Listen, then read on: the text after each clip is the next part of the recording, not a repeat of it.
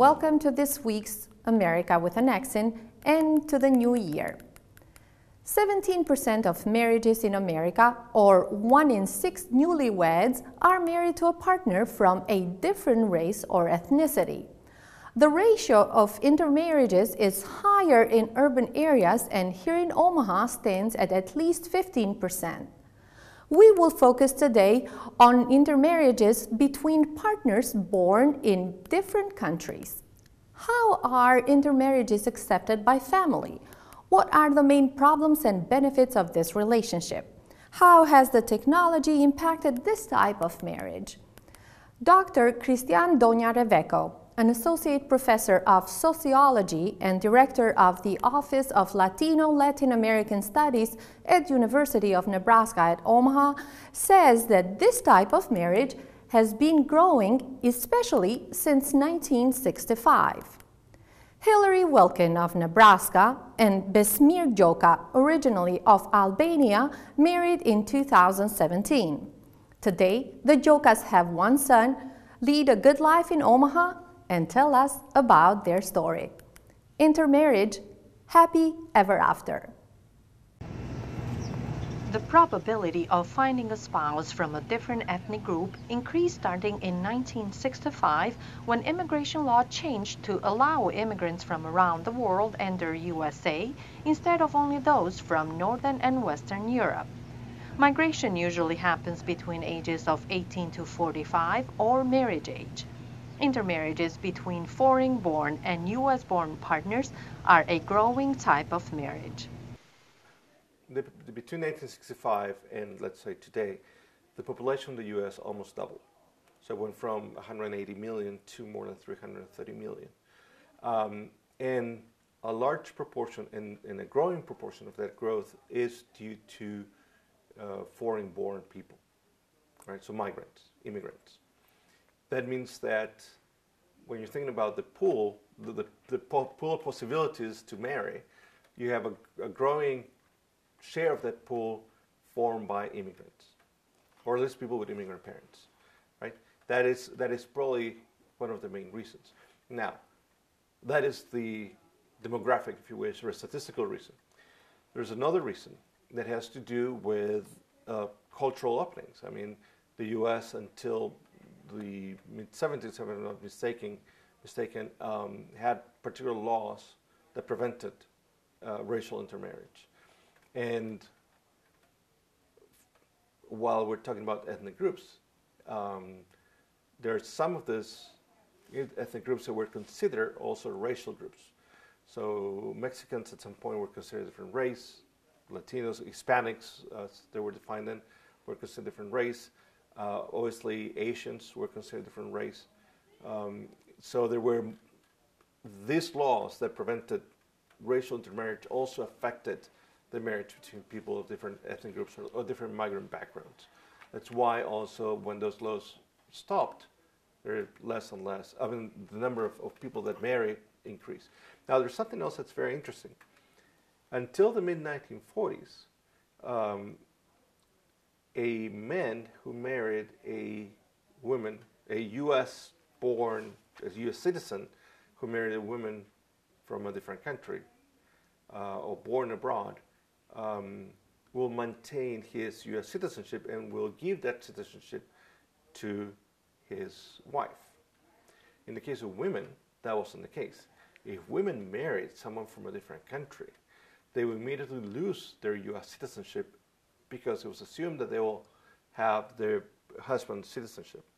So if we go back in history, not a lot, till 1930s, we'll find that the number of marriages will be high in U.S.-born husbands with foreign wives, then it will be almost zero, basically, U.S. women with foreign-born husbands. Not because it didn't happen, it's because they simply couldn't stay in the U.S. Yes.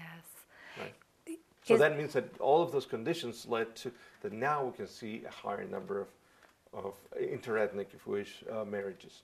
And in 1930s, did the law change something? And why did that happen? In the mid-1940s, I don't remember exactly which year, the law changed. Why did it change? Because during the because there are massive changes in terms of how we understand race that came about after 1945. The literature argues, other scholars who've done more research on race than I have, that World War II is a watershed moment in terms of racial and gender integration. As we know, women were a very relevant part of the labor force during the war years. They lost that a little bit, or they lost that after 1945. But the idea of women participating in the social life was already there. Also, the Holocaust changed the view of many countries, many cultures, including the U.S., with regards to race. Right? The Holocaust was based, as we know, on a direct attack on a particular race, right? Defined as the Jewish race, as they would call it. That meant that now, or after 1945, countries were more and more open to include other races.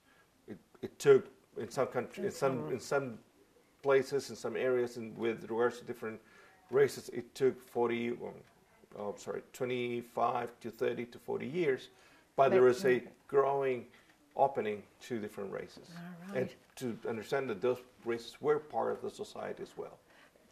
And right now, can we tell which marriage is more prevalent, when husband is a U.S. born or a wife is U.S. born? Do we have any data to compare? No, but there's something interesting. There are many cases of marriage migration, mail order wives, right? Well, where those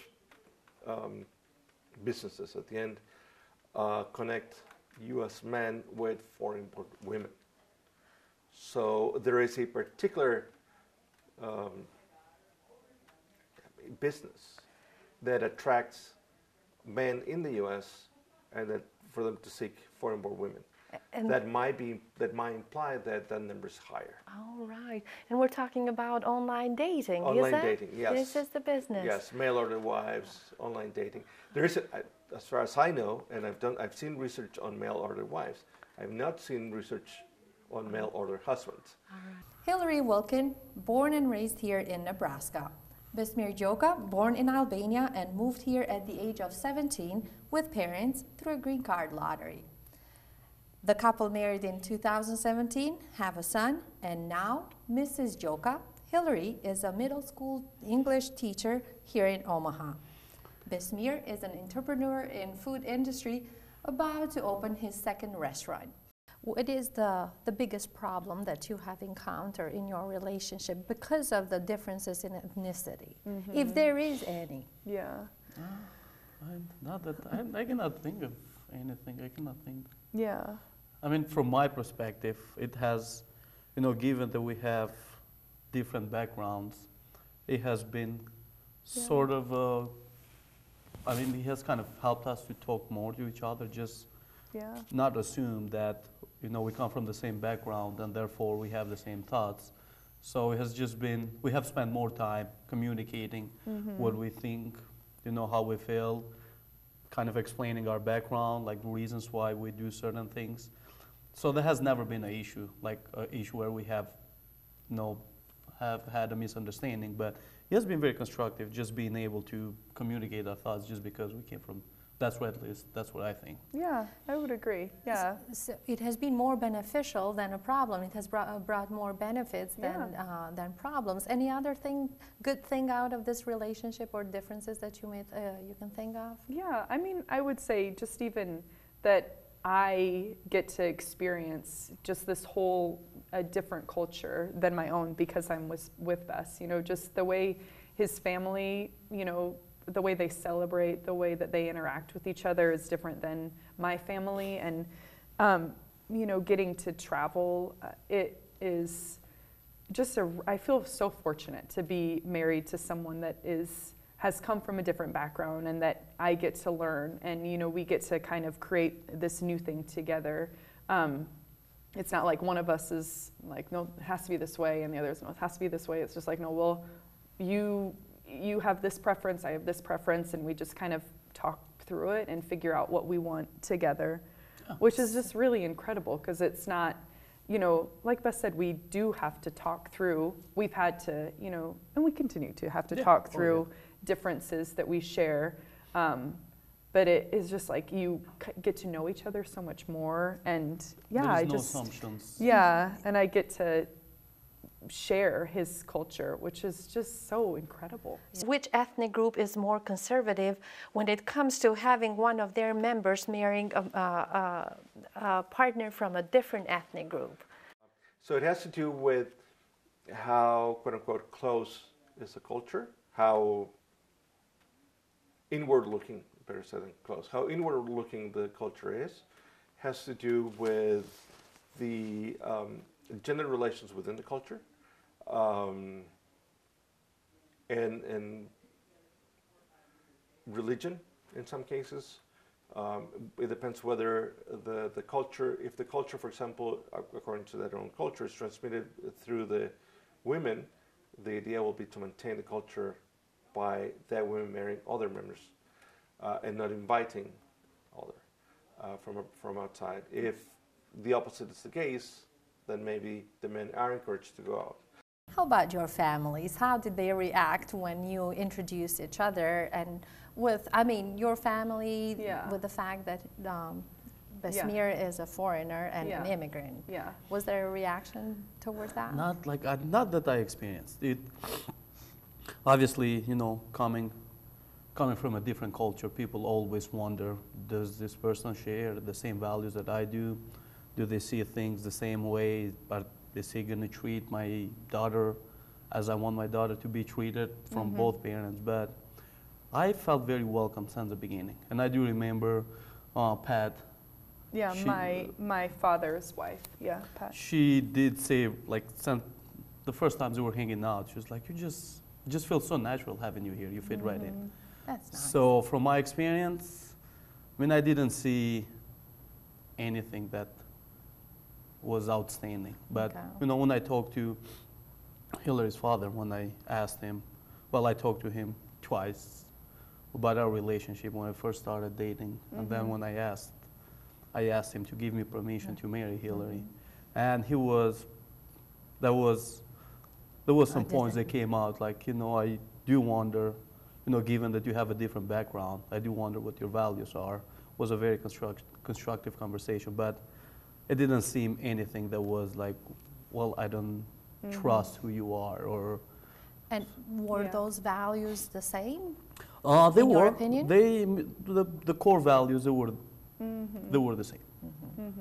So that's, you know, there was a little bit of difference on like a religious perspective, but when we came down to talking about how we think about stuff and what our values were, they were the same. When religion forms a core component of the culture, as one would argue the case of Jewish population or Muslim population in the U.S., even, you know, white evangelicalism, or any other group where religion is such a strong component of the culture, of the ethnic form, then it produces the same issues as just culture in general, right? Where one person needs to either convert, right, or fear that they're not going to be part, right? They're going to be left out, right? Or their partner is going to be sort of kicked out from that religious group. And so that might be a case. Now, people that are intrinsically religious tend to convert easily, right? Because they're already religious. But yeah, it depends on how strong is religion within the culture itself. Okay. Now, we have seen throughout the world, several surveys show that the world population is becoming more and more a-religious, or at least a form of religious. So they're no longer Catholic. They believe in some form of spirituality, or no longer, or they are cultural Jewish but not practicing Jewish, right? And that facilitates that avoidance of the religion as a problem within the marriages. All right. What is your religion background? Hillary? Christian. Christian, and I Yeah. nothing. Yeah. Yeah, and so it was, that was the only thing that felt like a conversation that my parents, wanted to have with, both of us. But it was never something where they didn't support us or our decision to be together. It was just, a difference that they maybe didn't expect with, the person that I would choose to be with. They expected me to marry someone that came from the same, that was also a Christian. And but then, time that they got to spend with Bess, you see who he is, and you see that there's those similar kind of values that are shared, even if you're not identifying as, a Christian, you're still caring and thoughtful, you and have those human yeah, values. yeah, And yeah. So it very quickly became a non. Yeah. So It was I've never been- an issue, really. It wasn't, and I've been really grateful the way they have accepted me. It's just Yeah. sometimes you do also wonder, like you wonder what the other people think of you. Obviously, Yeah. we all do. yeah. But they have made it very easy. Hanging out with them, it seems like I have known them for Yeah. a very long Yeah. time. Yeah. Yeah. How about when you told your parents that you are dating and you are going to marry an American girl? They were fine with it. They had come. I mean, moving here in U.S., they had come to realize that their children, they're probably gonna marry foreigners. And especially To us here, foreigners, so yeah. you guys are the foreigners now. And especially here in Omaha, our Yes. community, Yeah. because we're both from Albania, our Yeah. community is rather Yes. small. Yeah, it is so small. And also, like from my perspective, like because I came here, I moved actually before coming here when I was 17. I moved to Greece when I was like almost 15. So I was in Greece for 2 years.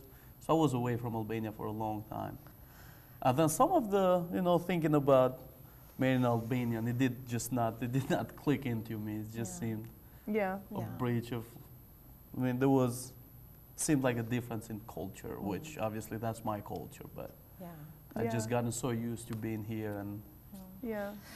Hillary, did you feel as welcome as Yeah. Bessemer has felt in your yeah, family? I did. Bess's family's always been like very loving and very welcoming of me, and it was more kind of what Bess was saying, like my internal sort of feeling like I didn't want to disappoint them because I don't know any Albanian, and so I felt like I didn't want to be someone that they saw as like, well, this person's not fit for our son. She doesn't know anything about our culture, or isn't trying to learn Albanian, or and it was never that way.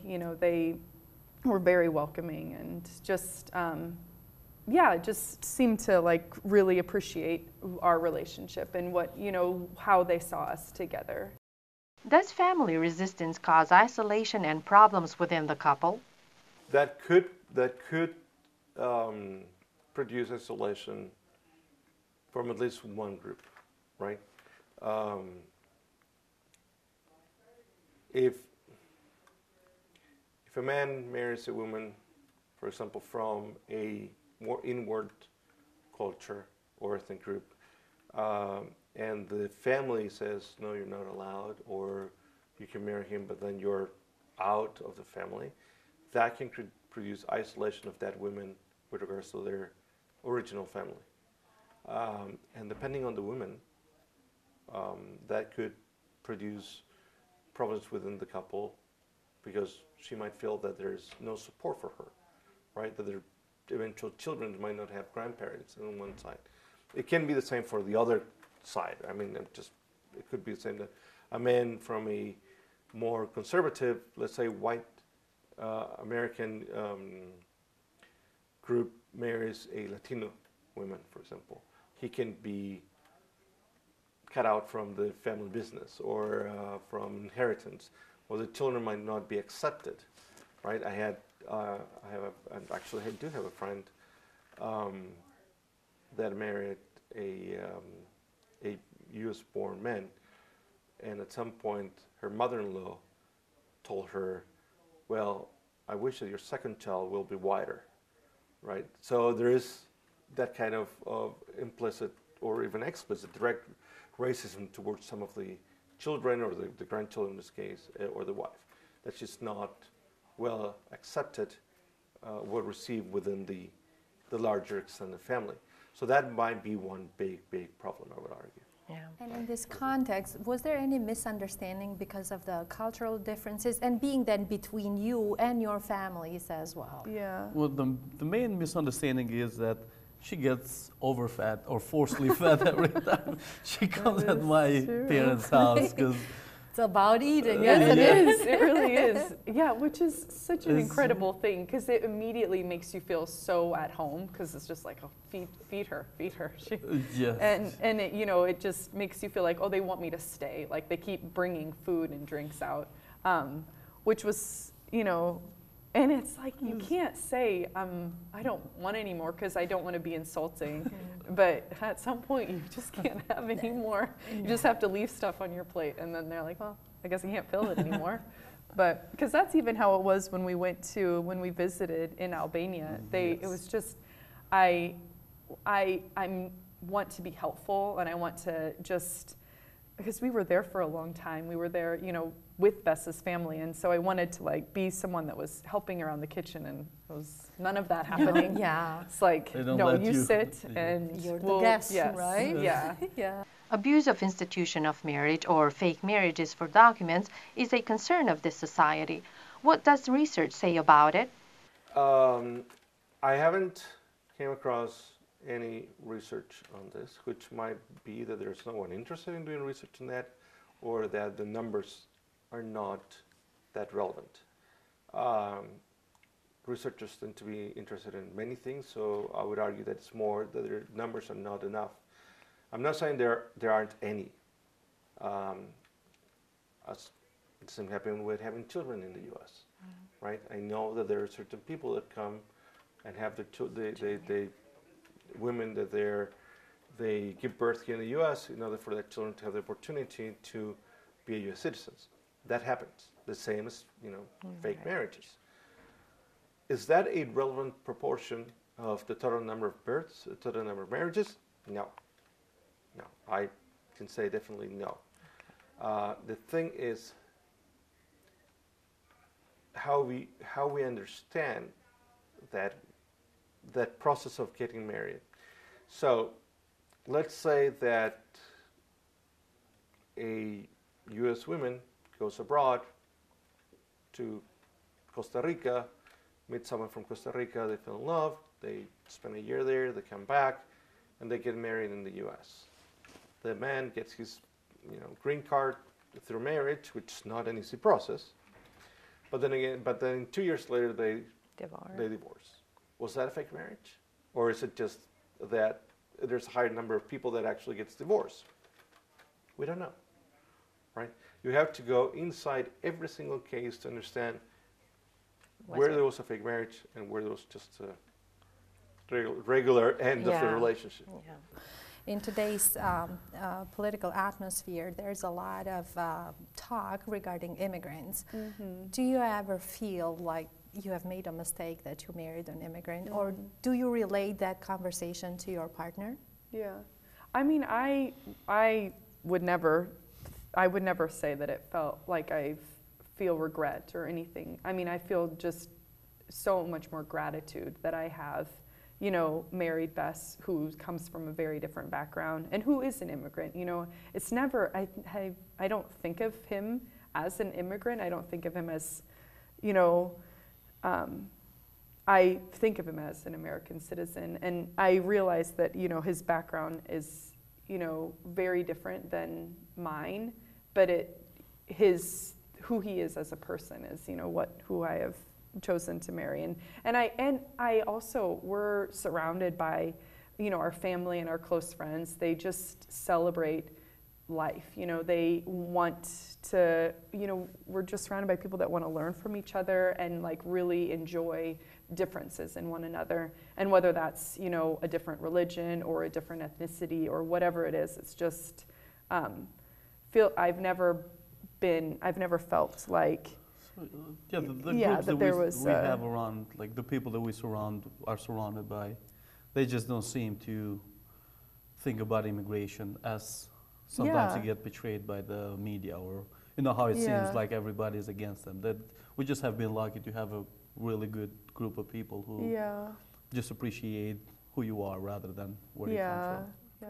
Next week, we will continue to talk on this topic with focus on children of this type of marriage and third culture kids. Now, it is time for letters to Andy. Dear Andy, greetings from Omaha. This holiday season, I thought a lot about technology. I love and I hate it. When I moved to America at the beginning of this century, I recall conversation with my parents when we would wish for calls when we could see each other. It has already happened. We celebrated New Year's 3 times. Over Skype, we said Happy New Year to my in-laws at 11 in the morning our time or midnight in Novosibirsk, Russia, Central Asia. 6 hours later, at 5 p.m. our time, again over Skype, we had a toast to a good new year with my parents in Durrës, Albania, Europe. At midnight in Omaha, Nebraska, we had our last round of toasts to the new year, Central Time, USA. Technology has made longing easier, distance shorter, and us the most connected group. In this sense, there is nothing not to love about technology. The hate happens in the triangle parent-kid technology. My kids have a hard time letting the phone down. We argue a lot, especially during school breaks. Why don't you read? Why don't you color? Why don't you whatnot? I hate it. However, even during this moment, I catch myself cheating, turning to my babysitter on demand, aka technology, when I need some free time. I guess it's not the triangle, but it is me, who started with the magic of books and is transiting to the paperless reality of computers. I feel like Don Quixote tilting at windmills when I try to instill the love of paper to a generation who doesn't even know how to write in cursive. I will die an old schooler who still believes that everything is good in moderation. Don't know, though, if that applies to technology. Till next time, Andy and Kayla. This was America with an Accent for this week. I hope to see you again next Monday here on KPAO or online at newamericansmedia.com, our Facebook page, and NAM YouTube channel. I am Enkela Verbio.